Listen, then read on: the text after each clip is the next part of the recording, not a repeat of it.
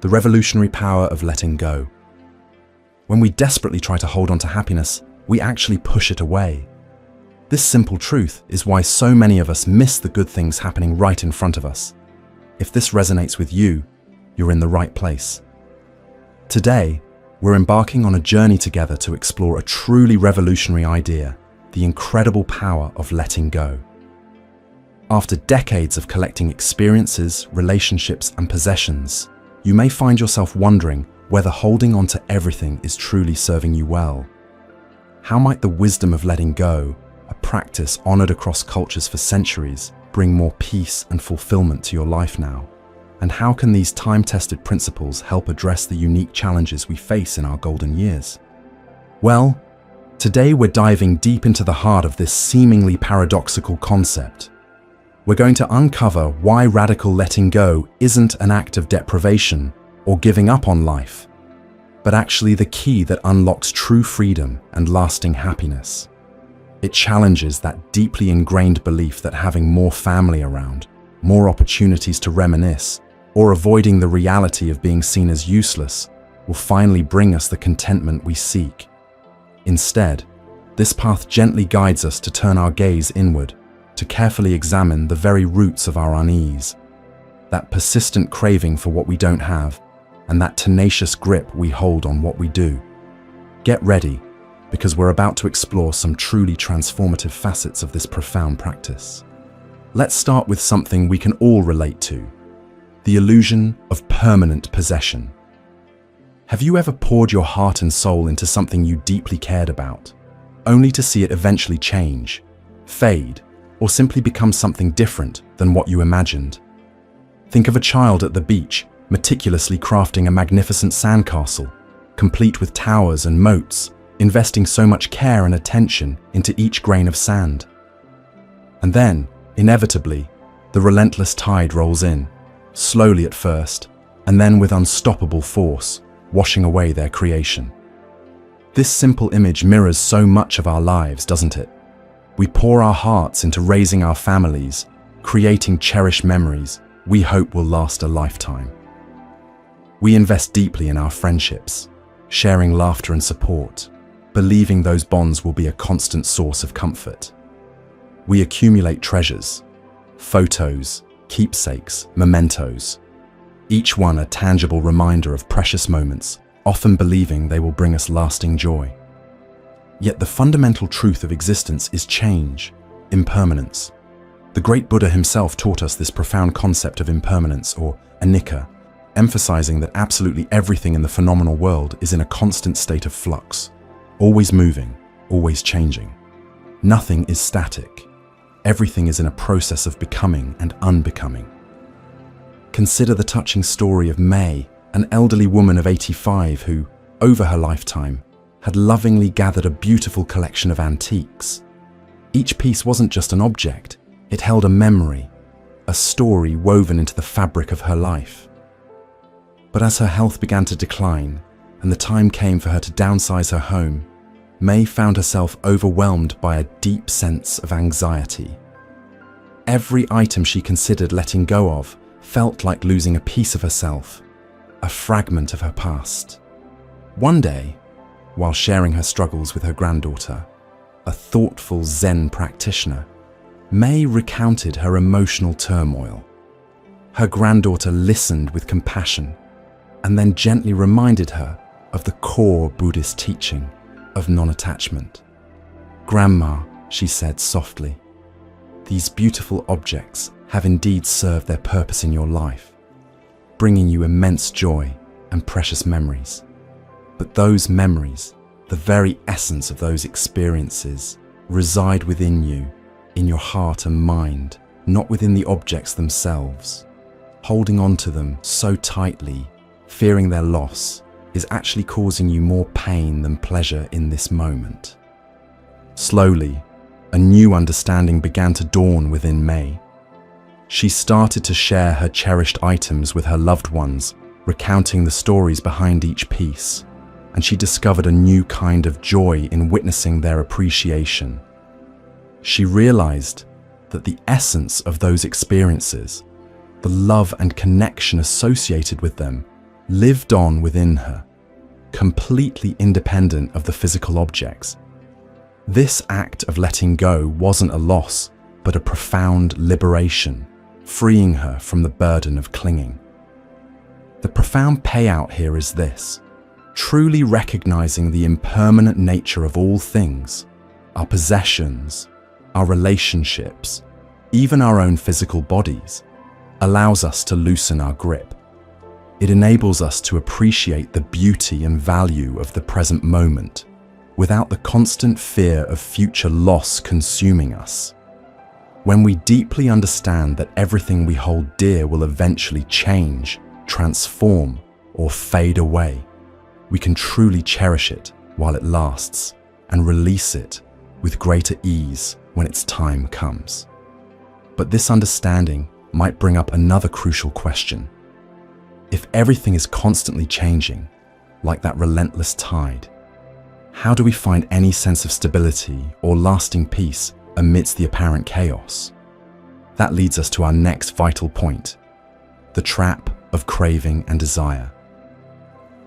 There's often a persistent yearning, a nagging feeling that something is missing, even when we've lived full lives. It might be the desire for a bit more energy, a little less pain, or a deeper connection with loved ones, a longing for more comfort, more ease, more companionship as we navigate our later years. This is a very common experience. However, Buddhist philosophy, in its profound wisdom, identifies desire, tanha, as a primary root of suffering. Now, this isn't about denying ourselves all pleasures or living a life of complete austerity.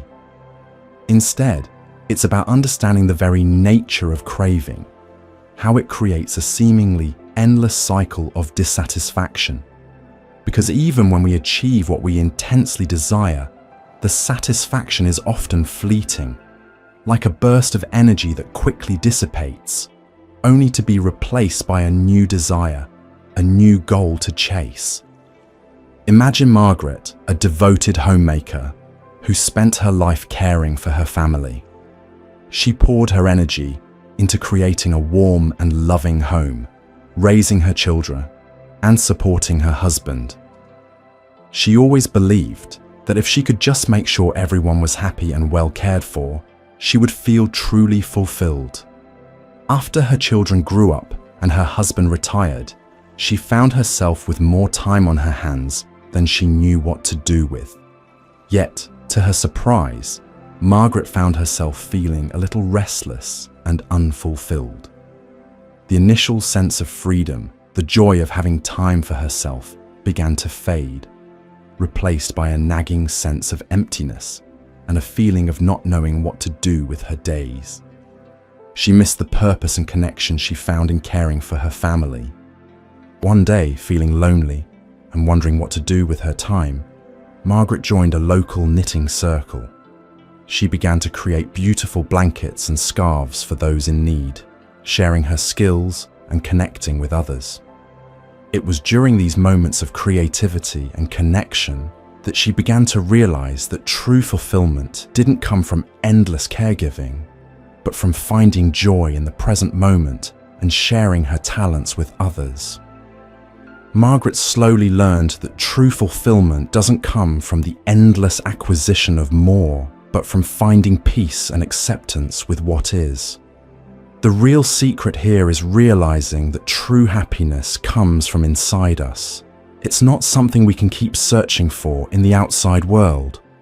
When we watch our desires without judging them, just noticing them as they come and go, and understand that they don't last forever, we can start to loosen their hold on us. This doesn't mean we stop enjoying things or give up on what we want. Instead, it means we go after our goals with more calm and balance. We find joy and satisfaction in the journey itself, not just in getting to the final result, which might not even last. These deeply ingrained desires can feel like the very essence of who we are. Yet, as we'll discover, there are gentle and practical ways to navigate beyond these desires, to find a different, perhaps more fulfilling path forward. The power of acceptance. As we grow older, we often encounter realities we wish were different. The need to downsize our homes, the increasing reliance on others for support, the gradual loss of independence we once cherished. Resisting these changes only amplifies our anxiety and creates a constant internal battle with fear and uncertainty. Ancient Zen practice beautifully emphasizes the profound power of acceptance. Now let me be clear, this isn't about passive resignation or simply giving up in the face of adversity. Instead, it's about acknowledging what is in this very moment without the heavy burden of judgment or resistance. It's about learning to meet life on its own terms rather than constantly wishing it were different, constantly fighting against the current. Consider the inspiring story of Eleanor, a vibrant and active woman in her late 60s who received a diagnosis of a chronic illness that significantly limited her mobility. Initially, she was understandably filled with anger, sadness, and despair, constantly lamenting the loss of her independence and the many activities she could no longer enjoy. This fierce resistance to her new reality only amplified her suffering, leading to feelings of deep isolation and bitterness. One day, her physical therapist, a gentle woman with a remarkably calm demeanor, shared some insightful perspectives drawn from Stoic philosophy, a school of thought that deeply resonates with many aspects of Zen wisdom. She explained to Eleanor that while we cannot always control what happens to us in life, the external events, we absolutely can control our reaction to those events, our internal landscape. Eleanor, intrigued, began to explore the practices of mindfulness and meditation, learning to observe her thoughts and feelings as they arose, without getting swept away by them, without clinging to the negativity. Slowly, with consistent practice, Eleanor began to gently accept her new reality. This wasn't an overnight transformation, but a gradual softening of her resistance. She started to focus her attention on what she could still do, finding immense joy and gratitude in the smaller, often overlooked aspects of life. The warmth of the sun on her skin, the delicate beauty of a flower in her garden, a heartfelt conversation with a cherished friend. This acceptance wasn't easy. It required courage and a shift in perspective. But ultimately, it brought her a profound sense of inner peace and allowed her to live her life with grace and remarkable resilience, despite her physical limitations. The big lesson here is that accepting things as they are can really set us free. When we acknowledge and embrace the present moment, even with its problems, difficulties, and pain, we lessen the inner struggle that causes so much suffering. This doesn't mean we don't try to make things better when we can. It just means we approach those efforts with a sense of inner peace and calm instead of frustration and anger. But how can we actively cultivate this ability to accept what we cannot change, especially when faced with significant pain, loss, or profound disappointment? The key to finding freedom from this suffering often lies in a practice known as cultivating non-attachment. Think about the deep love you have for your family and friends, and the precious memories you've created together. It's natural to cherish these bonds and fear losing them. This fear often stems from attachment, clinging to people and memories as if they were permanent fixtures, essential to our happiness and well-being. Now, it's crucial to understand that love, connection, and appreciation are vital and beautiful aspects of the human experience. The wisdom of Zen practice doesn't advocate for becoming cold or indifferent to the world around us. Instead, it gently guides us towards non-attachment, which isn't about emotional coldness or detachment in that sense. Rather, it's about cultivating a healthy and balanced relationship with ourselves and the world, deeply recognizing the inherent interconnectedness and, yes, the impermanence of all things. Think of the renowned spiritual leader Thich Nhat Hanh, a figure who experienced immense personal loss and displacement throughout his life. Yet, his teachings consistently and beautifully emphasize the profound importance of non-attachment. He often uses the simple yet powerful metaphor of a cloud passing through the vast sky. The cloud appears, it takes on various shapes and forms, it might even bring rain, and then, eventually, it disappears entirely, dissolving back into the open expanse. But the sky itself remains, vast, open, and unchanged. Similarly, people and experiences come and go in our lives. They appear, they bring richness and meaning, and then they eventually pass. Our inherent capacity for peace, for joy, for love, remains within us, like the vast sky. Thich Nhat Hanh's own life serves as a powerful testament to the fact that even in the face of profound loss and change, it is absolutely possible to cultivate deep inner peace through the practice of non-attachment. It's about loving deeply and wholeheartedly without clinging possessively, appreciating fully the beauty of each moment without constantly fearing its inevitable end, and understanding that everything is part of a continuous, flowing process. The really important thing to understand is that non-attachment actually helps us enjoy love and joy even more. Because when we're not always worried about losing things, we can be fully present and enjoy what we have right now. It frees us from the ups and downs of holding on tightly when things are good and desperately trying to avoid change when it comes. By letting go of the need to control or possess, we can truly appreciate the beauty and preciousness of the present moment and how connected we all are. But how do we practically cultivate this state of non-attachment in our busy, everyday lives? One powerful tool for achieving this is the practice of mindfulness.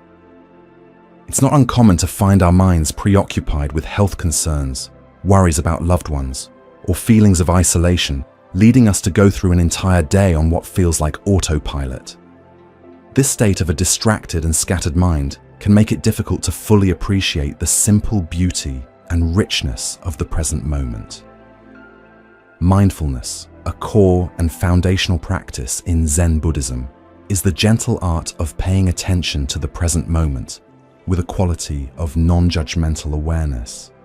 It is the very foundation upon which the cultivation of letting go is built. By intentionally training ourselves to be fully present right here and right now, we become increasingly aware of our thoughts, our feelings, and our physical sensations as they arise, and importantly, as they pass away, without getting caught up in their narratives, without identifying ourselves solely with them. This developing awareness allows us to clearly see the impermanent nature of our experiences, both pleasant and unpleasant, and to gradually loosen the powerful grip of our attachments and our often unrealistic desires. Consider the journey of Mr. Sato, an elderly gentleman in his early 70s who had dedicated his entire life to working tirelessly, always striving, always planning for the future, rarely taking a moment to simply be. In his retirement, a time that should have been filled with peace and relaxation, he found himself surprisingly restless and anxious, his mind still racing with old worries and lingering regrets. His daughter, who had found solace and clarity through her own meditation practice, gently encouraged him to try a simple mindfulness exercise, focusing solely on the sensation of his breath.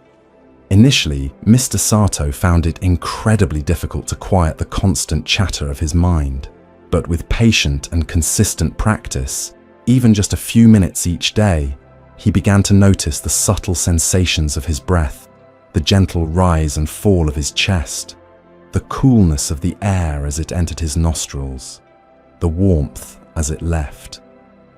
As he consciously focused his attention on this simple, natural rhythm, the relentless stream of his thoughts began to gradually slow down. The mental noise started to subside, he began to truly appreciate the simple act of breathing, the feeling of the warm sun on his skin during his morning walk, the delicate taste of his tea in the afternoon. Through the consistent practice of mindfulness, Mr. Sato began to deeply connect with the richness of the present moment, discovering a profound sense of peace and quiet contentment that had eluded him during his many busy and striving years.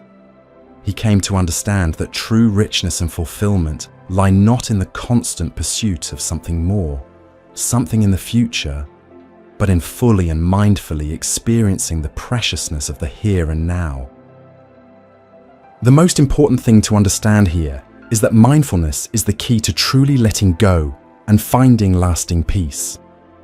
By practicing being aware of the present moment, we gain the clarity to see our attachments and desires without judging them. This allows those desires to naturally loosen their grip on us. It's in the quiet stillness of the present moment, when our minds aren't stuck in the past or worrying about the future, that we discover the true freedom that comes from releasing our need to cling to things. And that understanding, that moment of clarity, is often the first step. The path to liberation, to true inner peace and lasting happiness, often begins with a single, courageous step: the willingness to gently release our grip and to embrace the power of letting go. If you found these insights valuable and are feeling inspired to take the next step on your own beautiful journey towards inner peace, we would be honored if you would consider subscribing to the Moon Mind Temple. Here, you'll find more teachings and practical practices rooted in timeless wisdom to guide you on your path. May your journey be filled with ever-increasing peace, understanding, and a profound sense of freedom. Until next time, may your mind be like the moon, reflecting peace and tranquility.